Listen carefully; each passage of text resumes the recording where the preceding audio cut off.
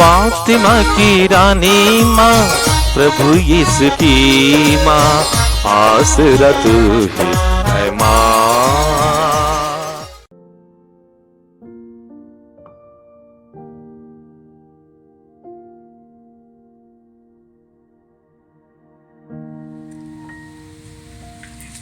पहला पाठ नबी योब का ग्रंथ, अध्याय 38, पद संख्याएं 1, 8 से 11 तक। प्रभु ने आंधी में से योब को इस प्रकार उत्तर दिया।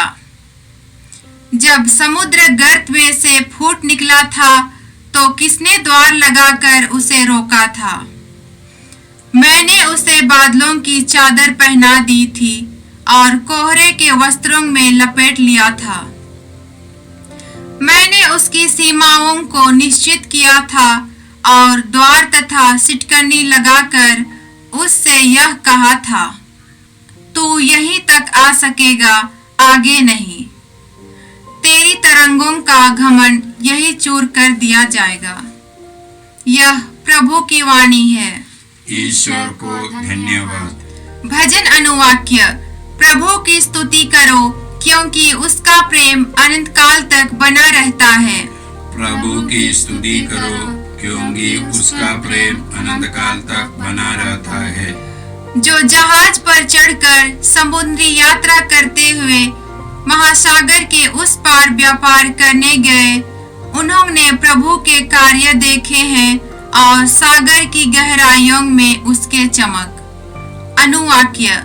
प्रभु की स्तुति करो, क्योंकि उसका प्रेम अनंत काल तक बना रहता है।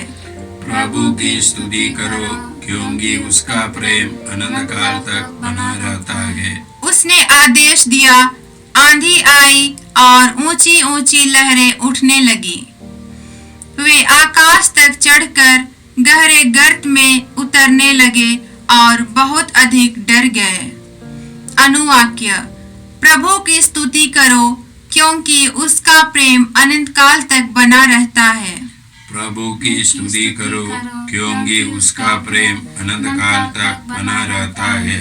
अपने संकट में उन्होंने प्रभु की दुहाई दी और उसने उन्हें विपत्ति से बचा लिया। उसने आंधी को शांत कर दिया और लहरें थम गई। अनुवाक्य। प्रभु की स्तुति करो, क्योंकि उसका प्रेम अनंत काल तक बना रहता है। प्रभु की स्तुति करो, क्योंकि उसका प्रेम अनंत काल तक बना रहता है। उस शांति को देखकर वे आनंदित हो उठे और प्रभु ने उन्हें मनचाहे बंदरगाह तक पहुंचा दिया। उसके प्रेम के लिए और मनुष्य के हित किए हुए उसके अद्भुत कार्यों के लिए वे प्रभु का धन्यवाद करें। अनुवाक्य। प्रभु की स्तुति करो, क्योंकि उसका प्रेम अनंत काल तक बना रहता है। प्रभु की स्तुति करो, क्योंकि उसका प्रेम अनंत काल तक बना रहता है। दूसरा पाठ कुरिन्थियों के नाम संत पौलुस का दूसरा पत्र, अध्याय 5, पद संख्याएं 14 से 17 तक।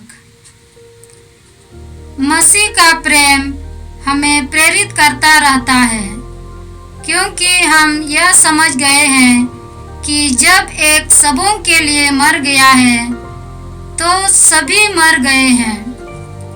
मसीह सबों के लिए मर गए हैं, जिससे जो जीवित है वे अब से अपने लिए नहीं बल्कि उनके लिए जीवन बिताए,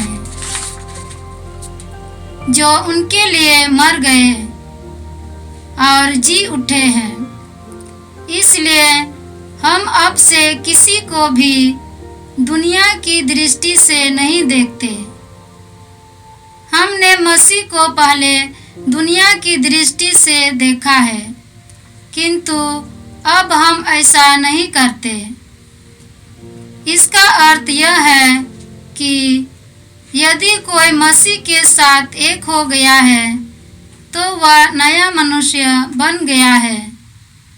पुरानी बातें समाप्त हो गई है और सब कुछ नया हो गया है। यह प्रभु की वाणी है। ईश्वर को धन्यवाद। जय घोष। अलेलुया अलेलुया। हे प्रभु, तेरी शिक्षा आत्मा और जीवन है। तेरे ही शब्दों में अनंत जीवन का संदेश है। अलेलुया। प्रभु आप लोगों के साथ हो और आपकी आत्मा के साथ। संत मार्कुस के अनुसार पवित्र सुसमाचार। हे प्रभु, तेरी महिमा हो। अध्याय 4 पद संज्ञाएं 35 से 41 तक। संध्या हो जाने पर यीशु ने अपने शिष्यों से कहा, हम उस पार चले। लोगों को विदा करने के बाद शिष्य यीशु को उसी नाव पर ले गए जिस पर वह बैठे हुए थे। दूसरी नावें भी उनके साथ चली। उस समय एकाएक झंझावत उठा। लहरें इतने जोर से नाव से टकराने लगी कि वह पानी से भरी जा रही थी।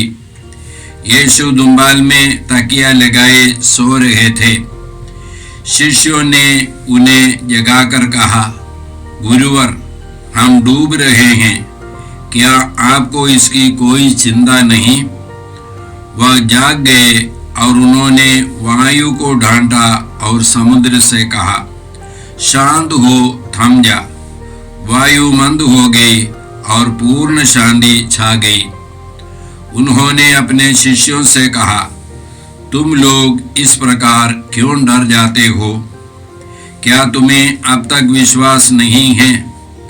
उन पर भय छा गया और वे आपस में यह कहने लगे, आखिर यह कौन है? वायु और समुद्र भी उनकी आज्ञा मानते हैं। यह प्रभु का सुसमाचार है। हे क्रिस्त, तेरी स्तुति हो। क्रिस्त में प्यारे भाई बहनों, आज का पहला पाठ हम लोगों ने अय्यूब के ग्रंथ से सुना। वहां पर हम लोगों ने देखा कि ईश्वर अय्यूब को आंधी में से उत्तर देते हैं और ईश्वर ने अय्यूब से कहा, ये महासागर ये ईश्वर के अधीन है और ईश्वर के नियमों का अधीन है। ये महासागर ईश्वर के नियम या ईश्वर की योजना के बाहर नहीं जाता है। आज के सुसमाचार में हम लोगों ने देखा कि यीशु शिष्यों के साथ समुद्र पार करते हैं। यीशु ने शिष्यों से कहा, हम उस पार चले, समुद्र के उस पार चले। और शिष्यों के साथ यीशु नाव पर चढ़े और यीशु नाव में सो गए। बीच समुद्र में आंधी तूफान आई, लहरें उठी और वे लोग डूबने को थे। उस समय वे लोग यीशु को जगाया और यीशु से पूछा, गुरुवर, आपको कोई चिंता नहीं कि हम लोग डूब रहे हैं? तो यीशु ने आंधी को, तूफान को, लहरों को डांटा और वहां शांति छा गई। और उसके बाद यीशु ने उन लोगों से कहा, तुम लोग क्यों डरते हो? तुम्हारा विश्वास कहाँ है? तुम लोग क्यों डरते हो? तुम्हारा विश्वास कहाँ है? जब हम लोग विश्वास नहीं करते हैं तब हम लोग डरते हैं। उन लोगों ने यीशु से क्या पूछा? गुरुवर। यीशु एक गुरु है। और उसके बाद उन लोगों ने कहा, ये चमत्कार देखने के बाद, आखिर यह कौन है? वायु और समुद्र भी इनकी आज्ञा मानते हैं। वायु और समुद्र भी इनकी आज्ञा मानते हैं। तो यीशु कौन है? यीशु ईश्वर है। जैसे पहले पाठ में हम लोगों ने देखा, ईश्वर आंधी में से बात करते हुए कहा कि ईश्वर के अधीन है ये महासागर, और यहाँ पर यीशु ने वही दिखाया, ये पूरे प्रकृति, और ये प्रकृति पर यीशु को अधिकार है। हम लोग यहाँ पर एक बात देख सकते हैं, पुराने विधान में ईश्वर को लोगों ने अनुभव किया, आंधी में, तूफान में, बिजली में। नए विधान में ईश्वर कहाँ पर है? ईश्वर यीशु में है, इस बढ़ई के बेटे में है, जिसको लोग बढ़ई का बेटा बोलता था। संत योहन के सुसमाचार के पहले अध्याय के 14वां वाक्य में हम लोग पढ़ते हैं, शब्द ने शरीर धारण कर हमारे बीच निवास किया, हमने उसकी महिमा देखी है, पिता के एकलौते पुत्र की महिमा जैसी है, अनुग्रह और सत्य से परिपूर्ण। पिता की एकलौते की महिमा जैसी है, अनुग्रह और सत्य से परिपूर्ण। अभी इस यीशु में है ईश्वर की महिमा, ईश्वर की उपस्थिति। ऐसे तो सबसे पहले नए विधान में हम लोग ईश्वर को देखते हैं चारनी में, और उसके बाद फिर ईश्वर को हम लोग देखते हैं क्रूस पर। इसका मतलब क्या है? यीशु वास्तव में इन दिनों हमारे जीवन में कहां पर है? यीशु हमारे जीवन में, हमारे दुख तकलीफों में है। हम लोग प्रेरित चरित्र में पढ़ते हैं, जब साउल दमस्क की तरफ जा रहा था और रास्ते में उसने पुनर्जीवित यीशु से भेंट की। वास्तव में पुनर्जीवित यीशु उसको दिखाई दिया और वह जमीन पर गिर गया, और उसने साउल ने एक सवाल पूछा, प्रभु आप कौन है? और यीशु ने क्या उत्तर दिया? मैं वह प्रभु हूं जिस पर तुम अत्याचार करते हो। तो यीशु कहां पर है? हर अत्याचार सहने वाले व्यक्ति के जीवन में है पुनर्जीवित यीशु। वह कौन यीशु है? जिसने मृत्यु पर विजय पाया है, जिसने मृत्यु पर विजय पाकर के तीसरे दिन जी उठा है। जिस यीशु को हम लोगों ने क्रूस पर देखा, वह एक यीशु अभी महिमान्वित होकर के प्रताप के साथ जी उठे हैं, और उनको मृत्यु पर अधिकार है। हम लोग प्रकाशना ग्रंथ के पहले अध्याय के 17वां और 18वां वाक्य में इसी प्रकार पढ़ते हैं, डरो मत, आदि और अंत मैं हूं, जीवन का स्रोत मैं हूं।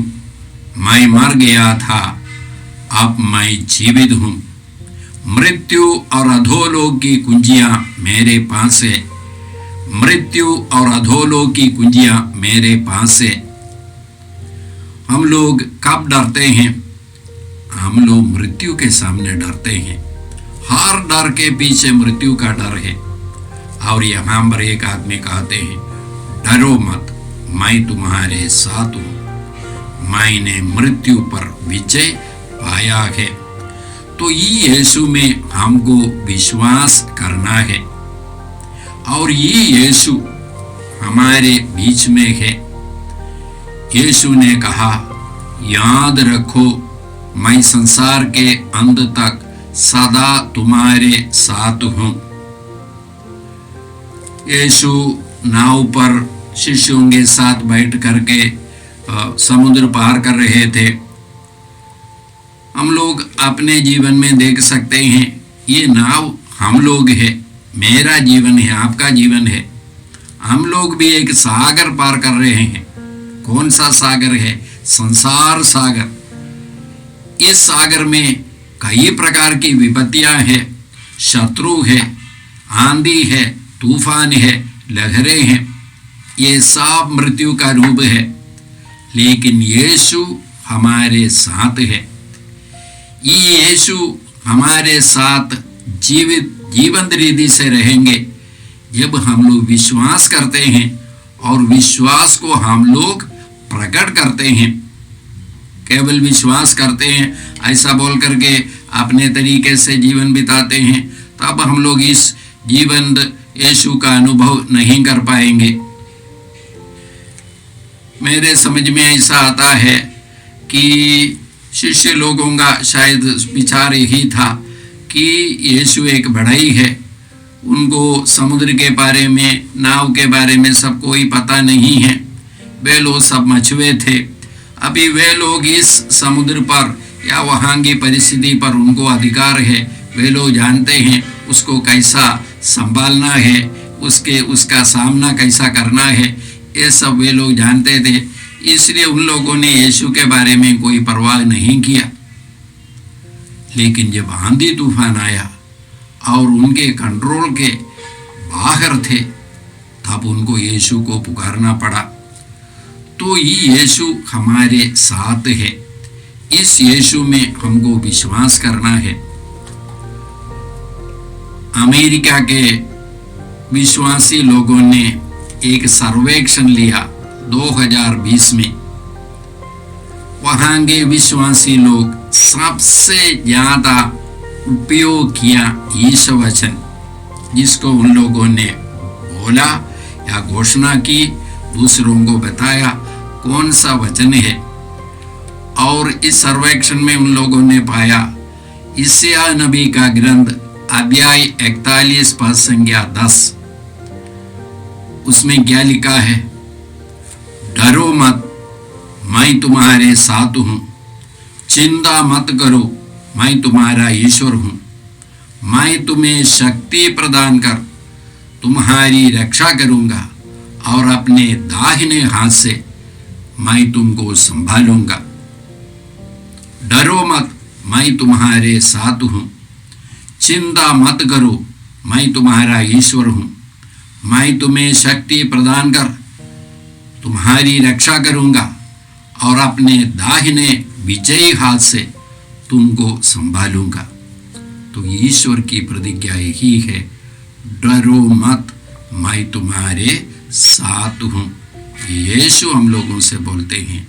और इन दिनों हम लोग ईश्वर को नए विधान में, आंधी में, तूफान में नहीं, बल्कि हमारे जीवन के हर कमजोरी में, हमारे लिए आंधी तूफान ये सब वही है, उसमें यीशु उपस्थित है मृत्यु को जीवन में बदलने के लिए। आज के दूसरे पाठ में हम लोगों ने यही सुना, हम लोगों के लिए यीशु ने इस संसार सागर पार कराया है। जो यीशु से जुड़े हैं वे नई सृष्टि बन गए हैं। पुरानी बातें समाप्त हो गई है, सब कुछ नया हो गया है। ये सब ईश्वर ने किया है। जो यीशु से संयुक्त है वे नई सृष्टि बन गए हैं। पुरानी बातें, मृत्यु की बातें, वो सब समाप्त हो गया, सब नया हो गया है। और उसके पहले हम लोगों ने क्या सुना? हम लोगों ने सुना, यदि एक व्यक्ति सबों के लिए मरे हैं, हम सब मर गए हैं। और ये एक व्यक्ति सबों के लिए मर करके जी उठे हैं, इसलिए हम लोग भी इनके साथ जी उठे हैं। और उसके बाद फिर इस वचन क्या कहता है? पहले हम लोगों ने यीशु को संसार की दृष्टि से देखा था, एक बढ़ई के रूप में देखा था। अभी हम लोग यीशु को ऐसा नहीं देखते हैं। अभी हम लोग यीशु को ईश्वर के पुत्र के रूप में देखते हैं। सर्वशक्तिमान ईश्वर के रूप में हम लोग यीशु को देखते हैं। और न केवल यीशु को, हम लोग अपने को भी नई दृष्टि से देखते हैं। ये नई दृष्टि क्या है? ये नई दृष्टि यही है, यीशु से जुड़ करके हम सब नए व्यक्ति बन गए हैं। अनंत जीवन के अधिकारी हम लोग बन गए हैं। मृत्यु पर विजय हम लोगों ने पाया है। तो भाई और बहनों, आज हम लोग प्रभु को धन्यवाद देते हैं उनके वचनों के लिए। और हम लोग प्रभु से प्रार्थना करते हैं, ये यीशु जो सदा हमारे साथ है, विशेष करके हमारे कमजोरियों में है, यीशु को हम लोग अनुभव कर सके। हे परमपिता ईश्वर, आज के तेरे वचनों के लिए हम धन्यवाद देते हैं। तूने यीशु के द्वारा हम लोगों को नई सृष्टि बनाया है। ये नई सृष्टि का जीवन बिताने के लिए हे पिता ईश्वर, हम सबों को अपने आत्मा से भर दीजिए। ये प्रार्थना हम करते हैं प्रभु क्रिस्त के द्वारा, आमीन। जय यीशु क्रिस्त में प्रिय भाई और बहनों, प्रभु यीशु ने हमें आदेश दिया है संसार के कोने कोने में जाकर सारी सृष्टि को सुसमाचार सुनाओ। सुसमाचार सुनने के लिए और सुनाने के लिए एक अच्छा मौका है। आप कृपया इस चैनल का सब्सक्राइब करें, लाइक करें, शेयर करें, बेल आइकन दबाएं ताकि यहाँ की नई वीडियोस की सूचना आपको मिलती रहेगी। साथ साथ आप दूसरों को भी प्रेरणा दें इसका सब्सक्राइब करने के लिए। याद रखें, कल के मिसा के दैनिक पाठ और उस पर टिप्पणियाँ आज ही दोपहर के बाद हम लोग अपलोड करते हैं। कृपया आज ही उसको सुनकर कल की तैयारी करें। प्रभु यीशु आपको और आपके परिवार को 100 गुनी आशीष देंगे। जय यीशु।